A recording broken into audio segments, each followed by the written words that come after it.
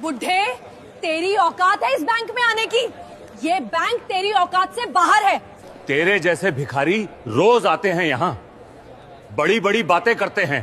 अरे भिखारी, कहां से तू अंदर आ गया? यहाँ करोड़पति लोग आते हैं, भाग यहां से। सुबह के ठीक 10 बजे थे।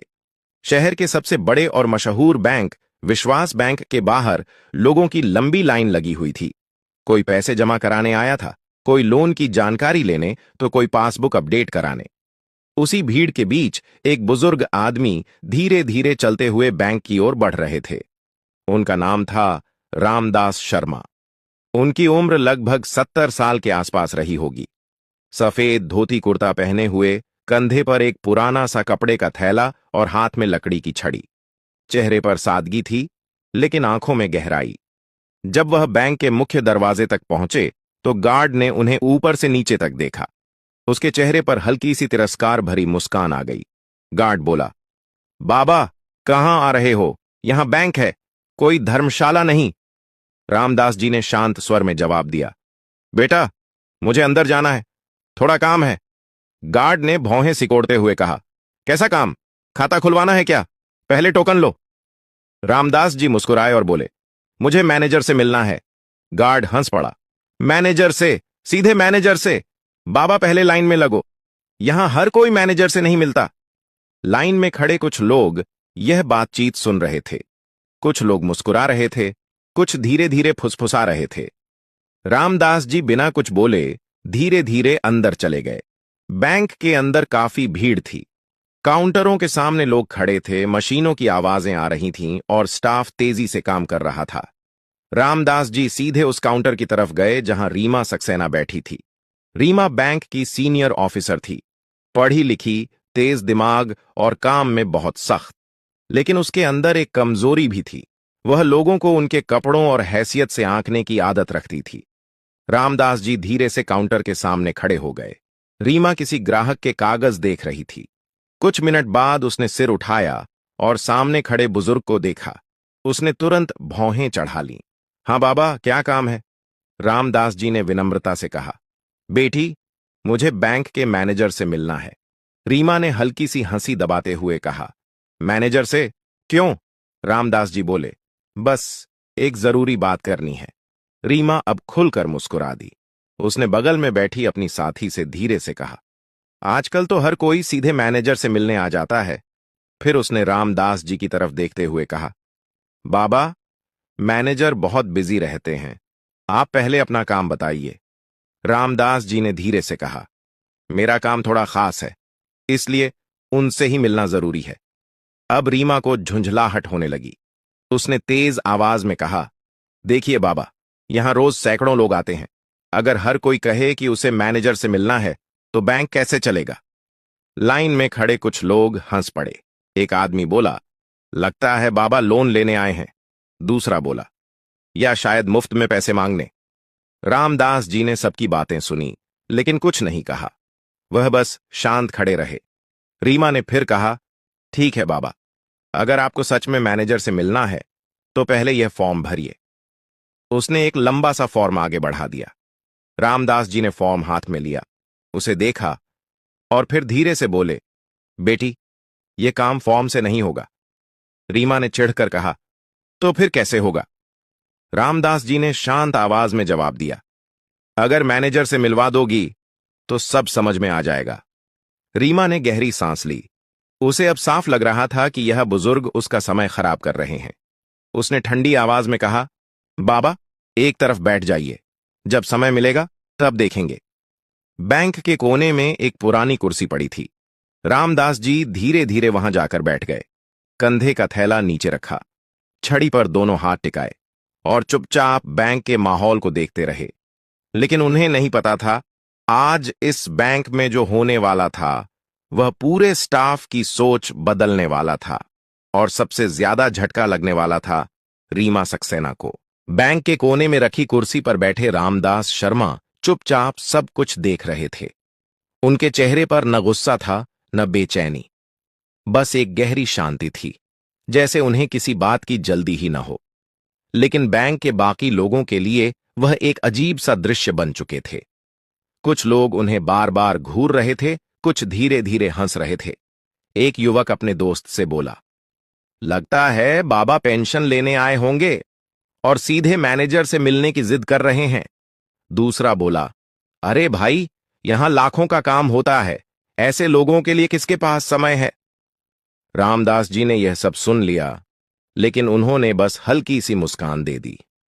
करीब 15 मिनट बीत गए। उधर काउंटर पर बैठी रीमा सक्सेना लगातार ग्राहकों के काम निपटा रही थी, लेकिन बीच बीच में उसकी नजर उस कोने की कुर्सी पर बैठे बुजुर्ग पर चली जाती। हर बार उसे वही पुरानी धोती, वही झोला और वही शांत चेहरा दिखता। आखिरकार उसे झुंझलाहट होने लगी। वह अपनी सीट से उठी और तेज कदमों से रामदास जी के पास पहुंच गई। बाबा, आप अभी तक यहीं बैठे हैं? रामदास जी ने शांत स्वर में कहा। हां बेटी, तुमने ही तो कहा था इंतजार करने को। रीमा ने थोड़ा सख्त लहजे में कहा। देखिए, मैनेजर बहुत बिजी हैं, आज शायद उनसे मिलना मुश्किल होगा। रामदास जी ने धीरे से पूछा, क्या तुम उनसे एक बार पूछ सकती हो? रीमा ने तुरंत जवाब दिया, नहीं, हर किसी के लिए मैं मैनेजर को परेशान नहीं कर सकती। पास खड़े कुछ ग्राहक फिर मुस्कुरा दिए। एक महिला बोली, अरे बाबा, बैंक में काम करवाना इतना आसान नहीं होता। दूसरा आदमी बोला, पहले खाता खोलो, फिर नंबर आएगा।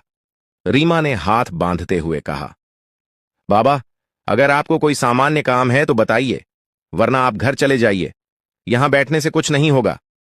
रामदास जी ने उसकी आंखों में देखा। उनकी आवाज बहुत शांत थी।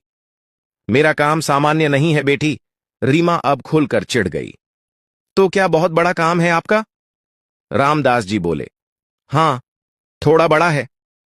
अब पास खड़े लोगों में हल्की हंसी फैल गई। रीमा ने व्यंग्य से कहा, ठीक है बाबा, बताइए कितना बड़ा काम है? करोड़ों का ट्रांजैक्शन करना है क्या? रामदास जी ने बस मुस्कुराकर कहा, कुछ वैसा ही समझ लो। अब तो आसपास खड़े लोग जोर से हंस पड़े। रीमा ने सिर हिलाया और बोली, बाबा, मजाक करने का यह सही जगह नहीं है, यह बैंक है। फिर उसने गार्ड को आवाज लगाई, सुरेश! गार्ड तुरंत वहां आ गया। जी मैडम, रीमा ने इशारा करते हुए कहा, अगर ये बाबा ज्यादा देर यहां बैठे रहें तो इन्हें बाहर बैठने के लिए बोल देना, बैंक में भीड़ बढ़ रही है। गार्ड ने सिर हिलाया, ठीक है मैडम।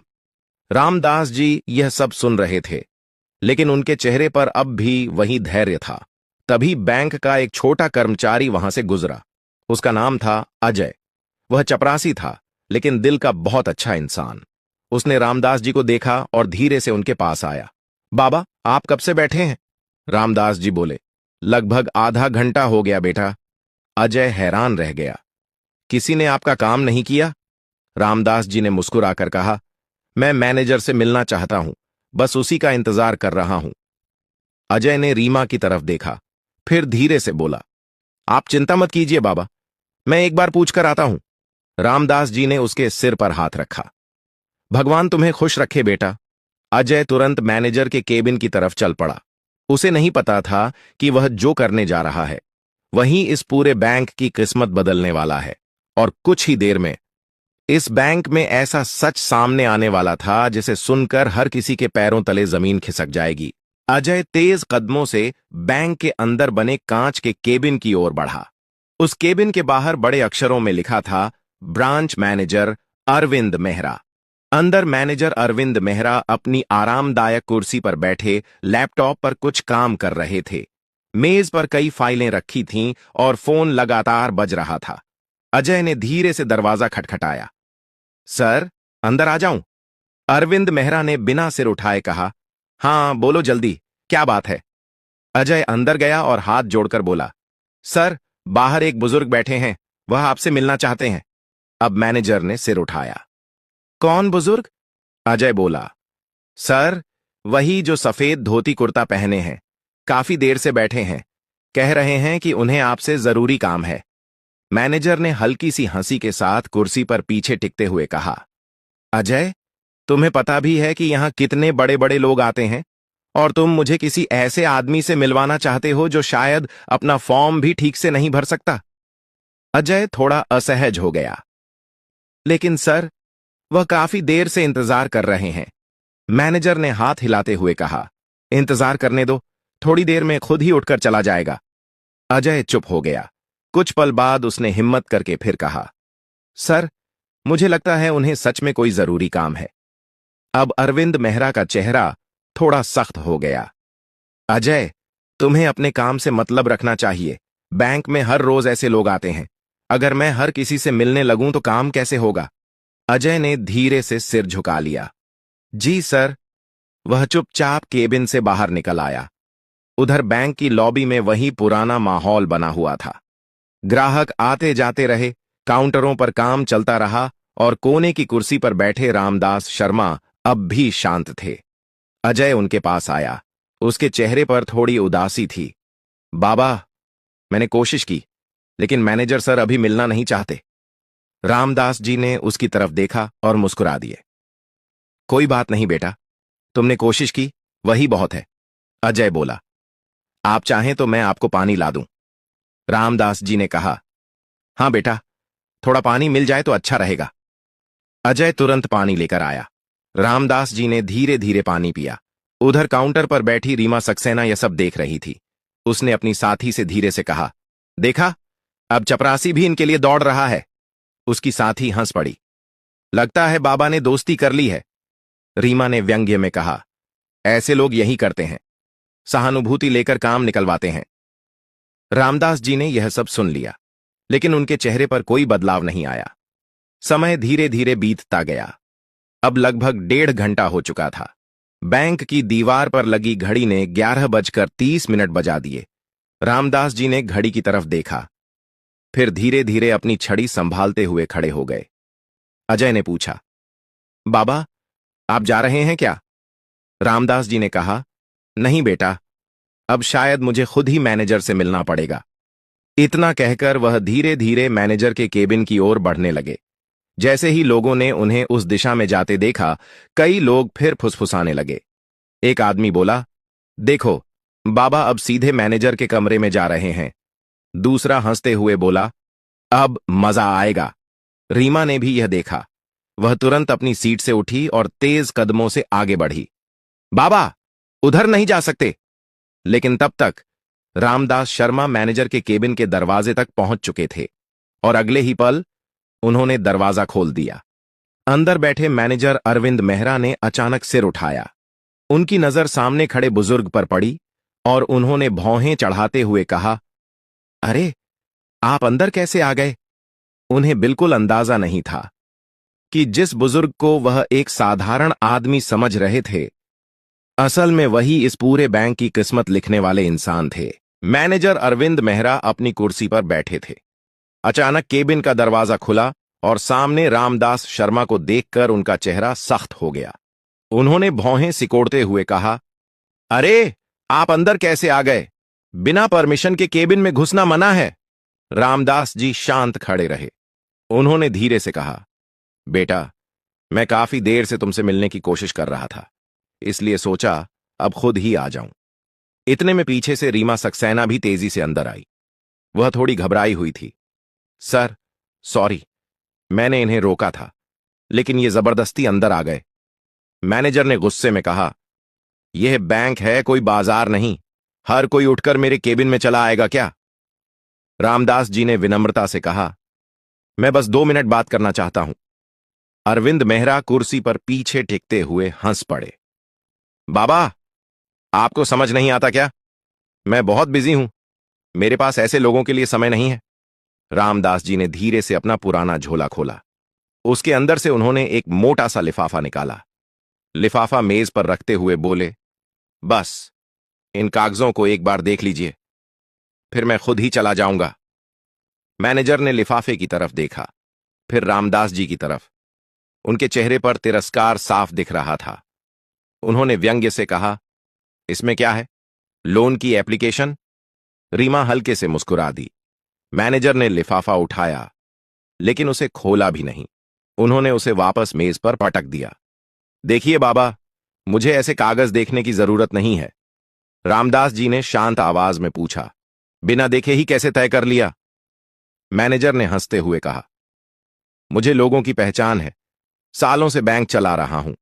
फिर उन्होंने सीधे रामदास जी की आंखों में देखते हुए कहा, आप जैसे लोग यहां रोज आते हैं, बड़ी बड़ी बातें करते हैं, लेकिन जेब खाली होती है। केबिन के बाहर खड़ी रीमा यह सुनकर मुस्कुरा रही थी। रामदास जी कुछ पल चुप रहे, फिर उन्होंने गहरी सांस ली और कहा, बेटा, कई बार सच्चाई वैसी नहीं होती जैसी दिखती है। मैनेजर ने चिढ़कर कहा, देखिए बाबा, मेरा समय खराब मत कीजिए। अगर आपको कोई काम नहीं है तो आप बाहर जा सकते हैं। रामदास जी ने धीरे से लिफाफा फिर मेज पर रखा। ठीक है, जब आपको यकीन ही नहीं है तो मैं चलता हूं। फिर उन्होंने शांत आवाज में एक बात कही, लेकिन याद रखना, आज जो हुआ है उसका असर बहुत दूर तक जाएगा। यह सुनकर मैनेजर हंस पड़े। अच्छा, अब आप मुझे धमकी दे रहे हैं? रामदास जी ने कुछ जवाब नहीं दिया। उन्होंने अपना झोला उठाया, छड़ी संभाली और धीरे धीरे केबिन से बाहर निकल गए। बैंक की लॉबी में खामोशी छा गई। सबकी नजरें उन्हीं पर टिक गईं। कोई मुस्कुरा रहा था, कोई सिर हिला रहा था। रीमा वापस अपनी सीट पर आकर बैठ गई। उसने अपनी साथी से कहा, आजकल लोग भी ना कितनी अजीब बातें करते हैं। उधर रामदास जी धीरे धीरे बैंक के दरवाजे से बाहर निकल गए, लेकिन उनके जाने के बाद केबिन के अंदर मेज पर रखा वही लिफाफा अभी भी पड़ा था। कुछ देर बाद वहां अजय आया। उसकी नजर उस लिफाफे पर पड़ी। उसे याद आया कि यही वही कागज थे जो बाबा बार बार दिखाना चाहते थे। अजय ने धीरे से लिफाफा उठाया। उसने सोचा, आखिर इसमें ऐसा क्या है जिसे देखने की किसी ने जरूरत ही नहीं समझी? और अगले ही पल उसने लिफाफा खोल दिया। कागज पढ़ते ही उसकी आंखें हैरानी से फैल गईं। उसके हाथ कांपने लगे, क्योंकि उन कागजों में जो लिखा था वह पूरे बैंक की नींव हिला देने वाला सच था। अजय के हाथ में वह लिफाफा था जो अब भी कुछ ही मिनट पहले रामदास शर्मा मैनेजर की मेज पर छोड़ गए थे। उसने धीरे धीरे कागज बाहर निकाले। पहले पन्ने पर बैंक का लोगो बना हुआ था। नीचे बड़े अक्षरों में लिखा था, विश्वास बैंक लिमिटेड। अजय ने पढ़ना शुरू किया। जैसे जैसे उसकी नजरें नीचे जाती गईं, उसके चेहरे का रंग बदलने लगा। उसकी आंखें फैल गईं। उसने जल्दी जल्दी बाकी पन्ने भी देखने शुरू कर दिए। उन कागजों में साफ लिखा था कि विश्वास बैंक की स्थापना रामदास शर्मा ने की थी और बैंक के 60% शेयर उनके नाम पर दर्ज थे। मतलब वही बुजुर्ग आदमी जिन्हें सबने एक साधारण व्यक्ति समझ लिया था, असल में इस पूरे बैंक के सबसे बड़े मालिक थे। अजय के हाथ कांपने लगे। उसने तुरंत दूसरा पन्ना देखा। उसमें बोर्ड ऑफ डायरेक्टर्स के दस्तावेज थे। नीचे साफ लिखा था, founder and majority share holder Shri Ramdas Sharma. Ajay की सांस तेज हो गई। वह खुद से बुदबुदाया, हे भगवान, हम लोगों ने क्या कर दिया? उसी समय मैनेजर अरविंद मेहरा अपने केबिन से बाहर आए। उन्होंने अजय को कागज पकड़े देखा और पूछा, क्या देख रहे हो? अजय घबराते हुए बोला, सर, यह वही कागज हैं जो उस बाबा ने दिए थे। मैनेजर ने हंसते हुए कहा, अरे छोड़ो भी, ऐसे कागज रोज आते हैं। लेकिन अजय की आवाज कांप रही थी। नहीं सर, आपको यह देखना चाहिए। मैनेजर ने थोड़ी झुंझलाहट के साथ कागज उसके हाथ से ले लिए। चलो दिखाओ क्या है इसमें। उन्होंने जैसे ही पहला पन्ना पढ़ा, उनके चेहरे की मुस्कान धीरे धीरे गायब होने लगी। दूसरा पन्ना देखते ही उनका चेहरा पीला पड़ गया। उन्होंने तुरंत तीसरा पन्ना पलटा। अब उनके हाथ भी हल्के हल्के कांप रहे थे। उन्होंने धीरे से कहा, यह कैसे हो सकता है? अजय ने धीरे से कहा, सर, वही बुजुर्ग रामदास शर्मा। मैनेजर ने हकलाते हुए कहा, मतलब वह? अजय ने सिर हिलाया, जी सर, वही इस बैंक के मालिक हैं। यह सुनते ही मैनेजर की आंखें फैल गईं। कुछ सेकंड तक केबिन में सन्नाटा छा गया। तभी बाहर काउंटर पर बैठी रीमा सक्सेना ने आवाज लगाई, सर, क्या हुआ? मैनेजर ने धीरे से कागज उसकी तरफ बढ़ा दिए। रीमा ने जैसे ही पढ़ा, उसके चेहरे से भी रंग उड़ गया। उसके हाथ कांपने लगे। यह तो, मैनेजर ने धीमी आवाज में कहा, हमने बैंक के मालिक का अपमान कर दिया। रीमा को अचानक याद आया, वह कैसे बार बार उन्हें बाबा कहकर टाल रही थी। कैसे उसने गार्ड से कहा था कि उन्हें बाहर बैठा दो। उसकी आंखों में डर साफ दिखाई देने लगा। बैंक के अंदर धीरे धीरे यह खबर फैलने लगी। स्टाफ एक दूसरे से फुसफुसाने लगा, क्या सच में वही मालिक थे? हमने तो उन्हें पहचान ही नहीं पाया। अब क्या होगा? मैनेजर अरविंद मेहरा कुर्सी पर बैठ गए। उनके माथे पर पसीना आ गया था। उन्होंने घड़ी की तरफ देखा। अभी सिर्फ दोपहर के 12 बजे थे, लेकिन उन्हें लग रहा था जैसे पूरा दिन उनके ऊपर टूट पड़ा हो। तभी अचानक बैंक के बाहर हलचल होने लगी। गार्ड जल्दी जल्दी अंदर आया।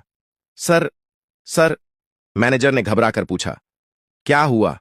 गार्ड बोला, सर, बाहर कई बड़ी गाड़ियां आकर रुकी हैं और गार्ड ने कांपती आवाज में कहा, उनमें से वही बुजुर्ग उतर रहे हैं। पूरा बैंक अचानक खामोश हो गया, क्योंकि अब बैंक के असली मालिक वापस आ चुके थे और इस बार वह सिर्फ मिलने नहीं आए थे। बैंक के बाहर कई गाड़ियां आकर रुकीं। गार्ड तुरंत सीधा खड़ा हो गया। कुछ ही क्षणों बाद रामदास शर्मा अंदर आए। इस बार उनके साथ 2 अधिकारी भी थे जिनके हाथ में फाइलें थीं। पूरा बैंक सन्नाटे में था। मैनेजर अरविंद मेहरा और रीमा सक्सेना घबराए हुए खड़े थे। रामदास जी धीरे धीरे आगे बढ़े और शांत आवाज में बोले, कल मैं यहां एक साधारण ग्राहक बनकर आया था, लेकिन मुझे यहां इंसानियत नहीं दिखी। एक अधिकारी ने फाइल खोलकर सबके सामने कहा, ये दस्तावेज बताते हैं कि विश्वास बैंक के संस्थापक और सबसे बड़े शेयर होल्डर श्री रामदास शर्मा हैं। यह सुनते ही सब स्तब्ध रह गए। रामदास जी ने मैनेजर की तरफ देखते हुए कहा, जिस बैंक की नींव मैंने मेहनत से रखी, वहां अगर लोगों को कपड़ों से आंका जाएगा तो यह बैंक सही रास्ते पर नहीं है। फिर उन्होंने निर्णय सुनाया, आज से अरविंद मेहरा मैनेजर नहीं रहेंगे और अजय, जो इंसानियत समझता है, वही अब इस शाखा की जिम्मेदारी संभालेगा। रीमा रोते हुए बोली, मुझे माफ कर दीजिए सर। रामदास जी ने शांत स्वर में कहा, गलती से सीखो। याद रखो, बैंक पैसे से चलता है, लेकिन सम्मान से बढ़ता है। उस दिन के बाद बैंक में एक नियम बन गया, यहां हर इंसान की इज्जत बराबर होगी। अगर आपको यह कहानी पसंद आई हो तो इसे लाइक जरूर करें और ऐसी ही दिलचस्प और सीख देने वाली कहानियां सुनने के लिए हमारे चैनल को सब्सक्राइब करें। इस कहानी को अपने दोस्तों और परिवार के साथ शेयर करना न भूलें।